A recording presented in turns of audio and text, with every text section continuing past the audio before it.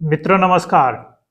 जम्मू कश्मीर और हरियाणा के चुनाव परिणाम आ चुके हैं और आज जम्मू कश्मीर में सरकार का गठन हो गया और उमर अब्दुल्ला ने मुख्यमंत्री पद की शपथ ले ली और कल हरियाणा के भी मुख्यमंत्री अपना शपथ ले लेंगे, नायब सिंह सैनी जी।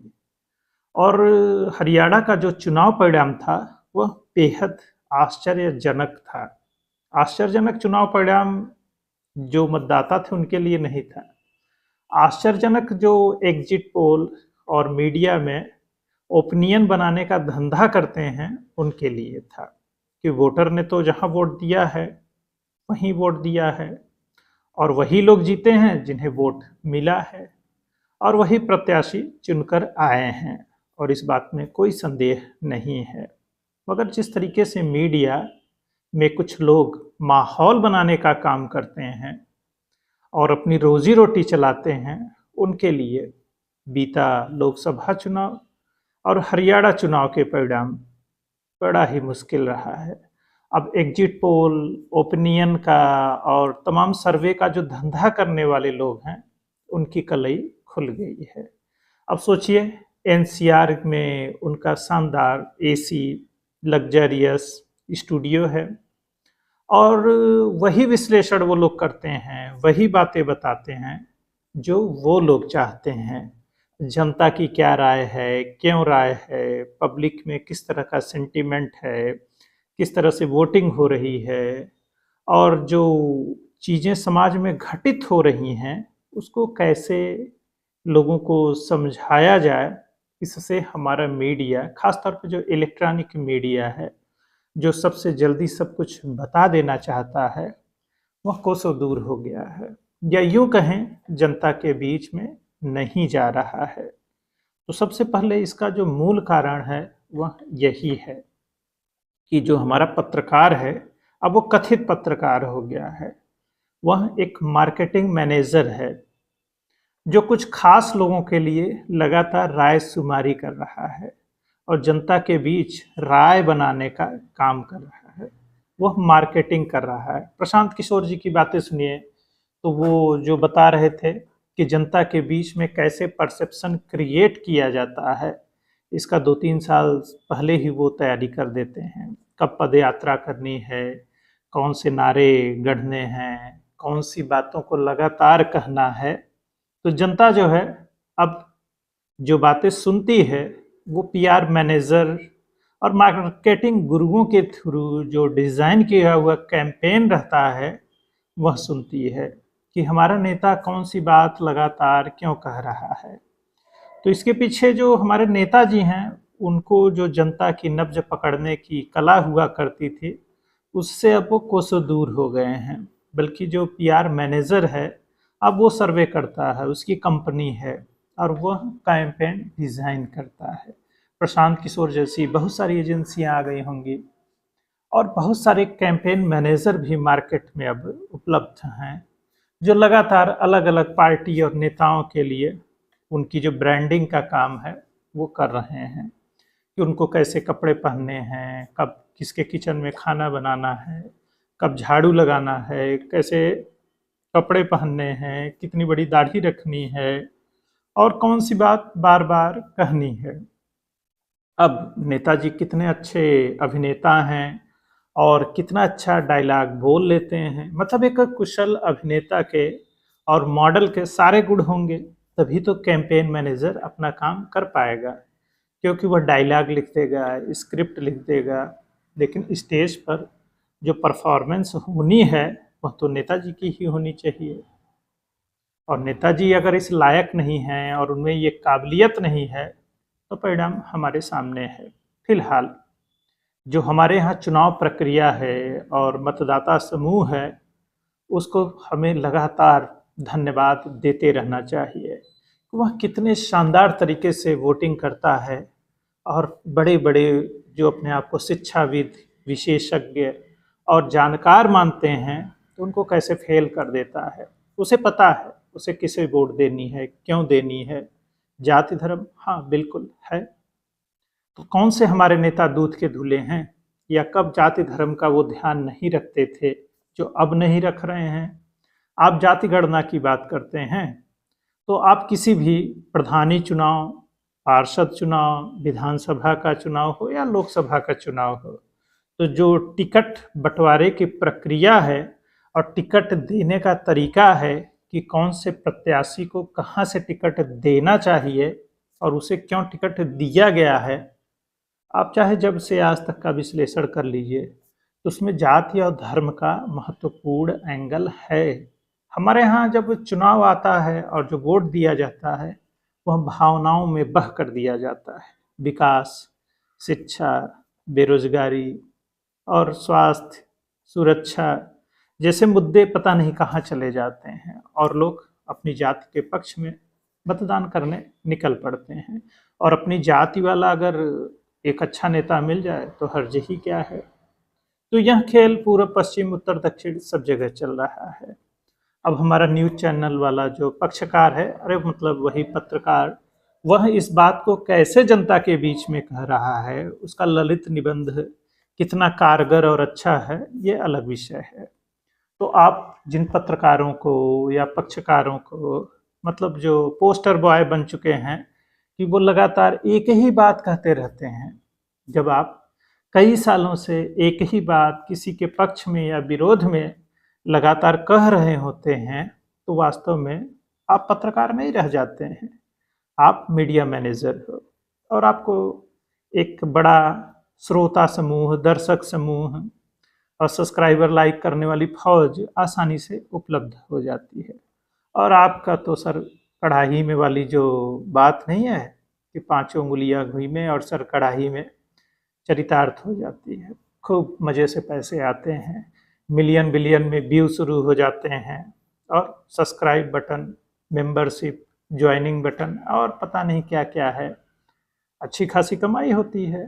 तो जो पत्रकार है, पक्षकार है, उसकी रोजी अच्छे से चलने लग जाती है। और उसकी जाति बिरादरी देखिए, तो उसे कोई फर्क नहीं पड़ता कि आप किस साइड के हैं, कौन हैं, कहाँ के हैं, उसका रोजगार बढ़िया से चल रहा है और उसको कोई काम भी नहीं करना पड़ता। हर खबर में, हर घटना में एक खास तरह का एंगल उसे ले आना होता है और वो ले आ रहा है।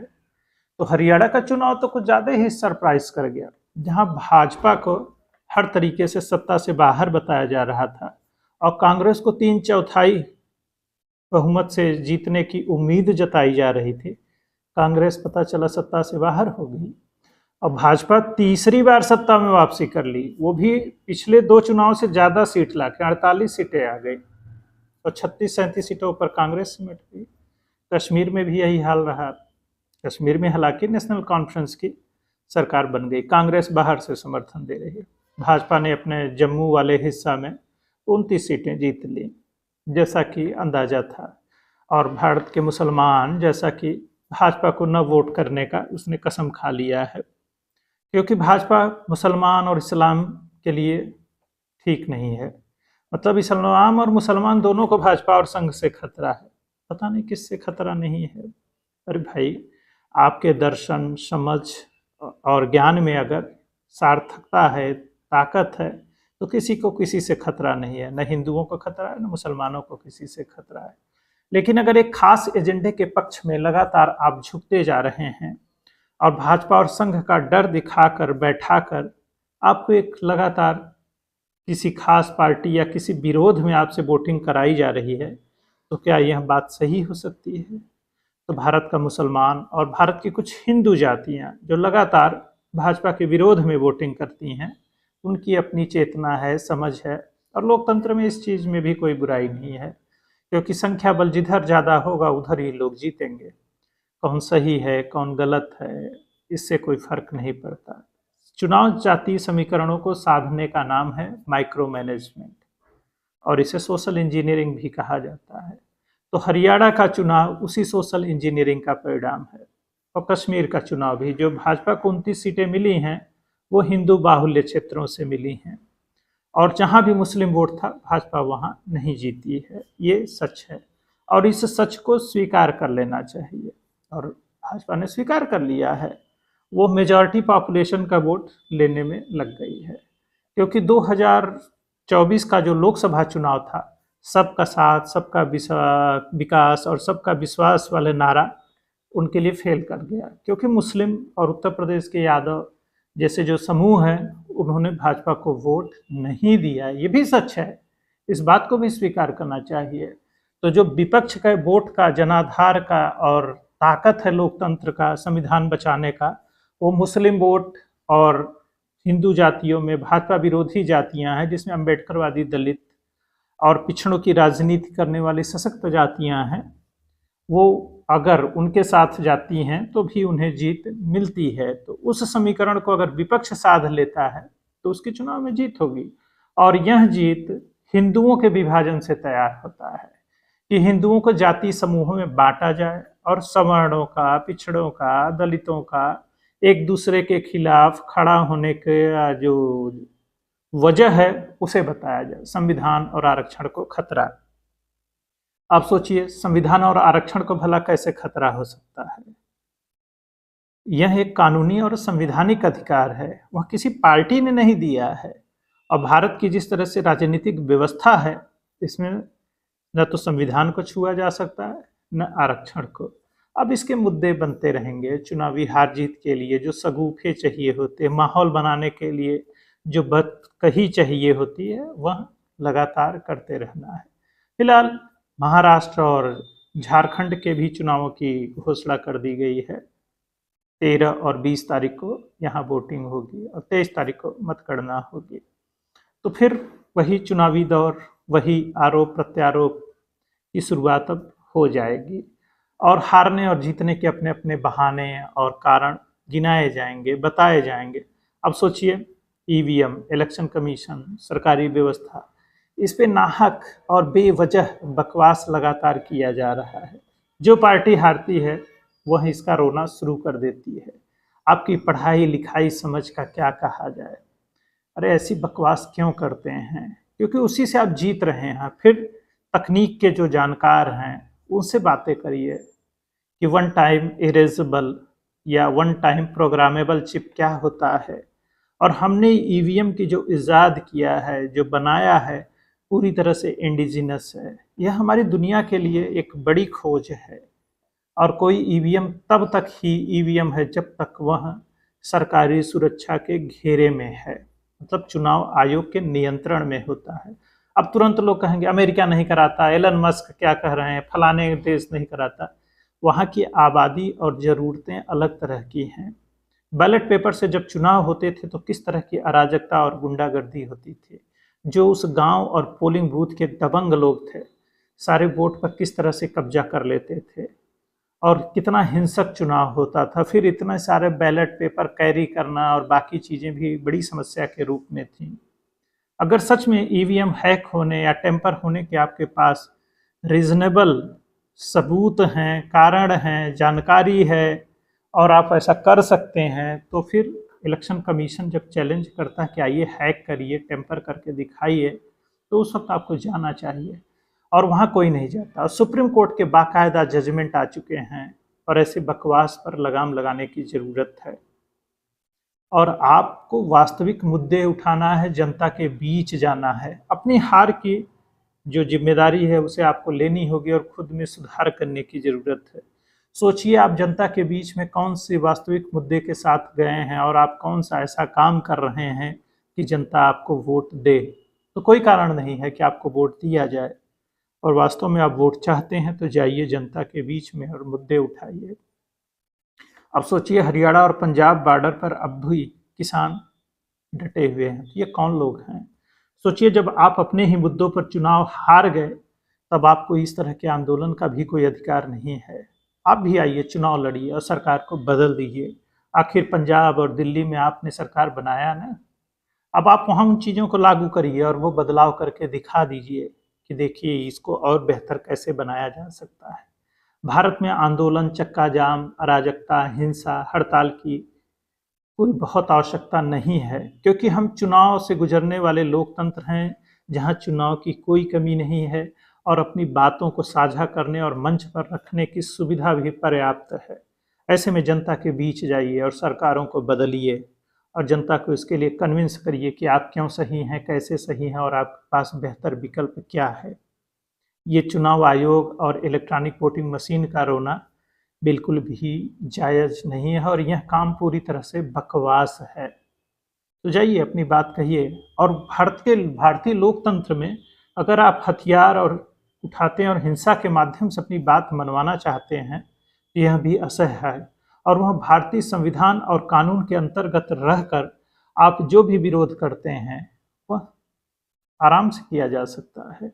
अगर आपने हथियार उठाया भारत के संविधान और तिरंगा के खिलाफ, तो इसके लिए भारत की सेना और पुलिस आपके लिए है, क्योंकि आप खुद चुनाव में खड़े होइए और परिवर्तन के साक्षी बनिए और भारत की अस्मिता और अखंडता पर किसी तरह के हमला करने वाला देशद्रोही ही माना जाएगा।